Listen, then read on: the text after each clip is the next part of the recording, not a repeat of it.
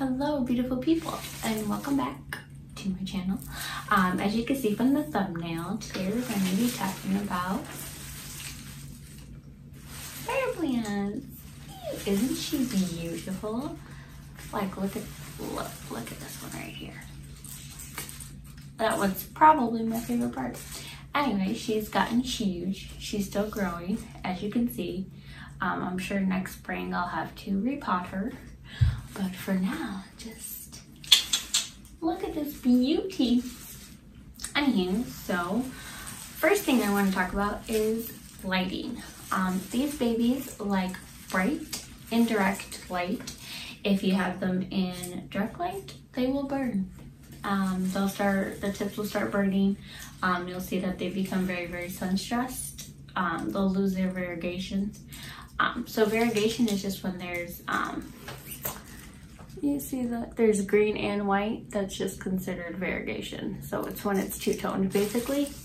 So yeah, they don't like direct sunlight at all. They like to be kept out of it.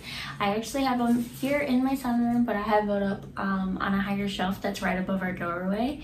So it gets plenty of bright indirect light, and as you can see, I think she's pretty happy with that. So the second tip is the soil. They like a very well-drained soil. Sorry, I was just pruning a dead leaf off. They like very well-drained soil. You could mix it with peat moss or perlite, or you could even try sand, a little bit of sand, or vermiculite. I think that's how you pronounce it. We're gonna go with that's how you pronounce it. You can try to mix any of those four in with your soil. I actually have coconut coir, which is kind of similar to sphagnum moss, but it's more eco-friendly, they say. I don't know if that's true, but that's what I have in here. So I just have like a regular soil, and I added some cocoa coir to it, and a little bit of sphagnum moss. So I have both in there. My third tip is watering. When they're just starting off and they're little babies, you don't want to water them that often. You want to water them very sparingly. And then once they become more established, then you can increase your water intake. I basically just stick my finger in there, and if up to the first line on my finger, if that is all moist, then I won't water it. But if it gets dry, then I'll water it. That's kind of how I gauge it. Usually it ends up being once a week. In the winter, the colder months, twice a week in the summertime, because obviously, you know, plants grow a lot more in the summertime, so they're using more energy. So that's kind of how I water it. And then with fertilizing, you can fertilize it up to twice a month during the spring and summer. Just be careful to not over fertilize it, because then you'll start burning your plant from the roots up. And nobody wants a burnt plant, okay? So for pests and diseases, they are prone to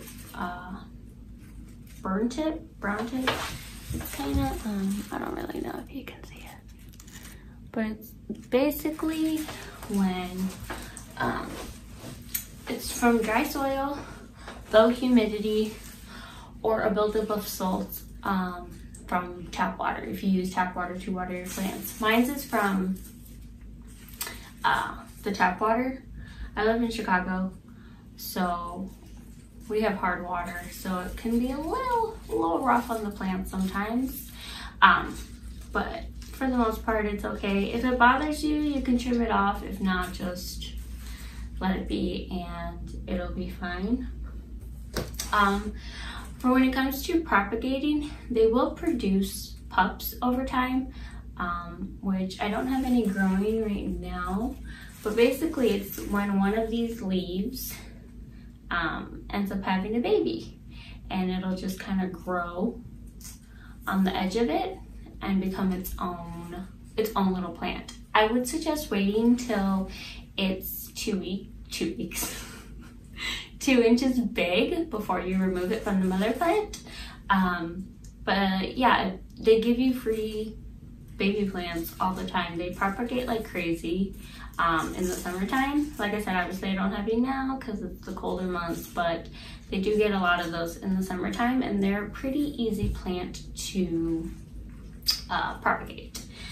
Some fun facts: they originated in South Africa, and they're also known as spider ivy, airplane plant, or ribbon plants because, you know, they look like ribbons.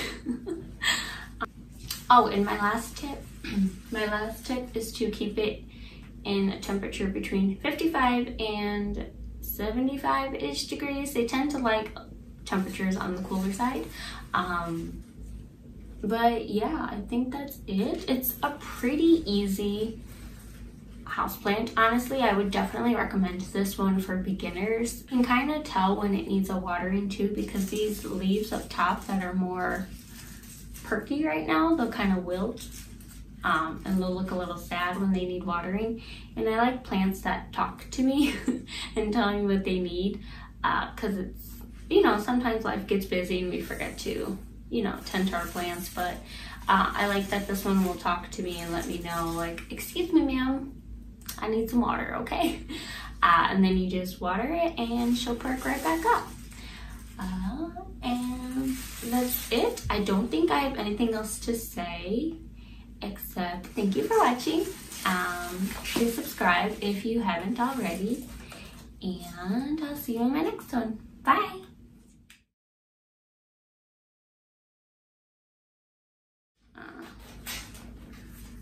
Manage and what am I even saying?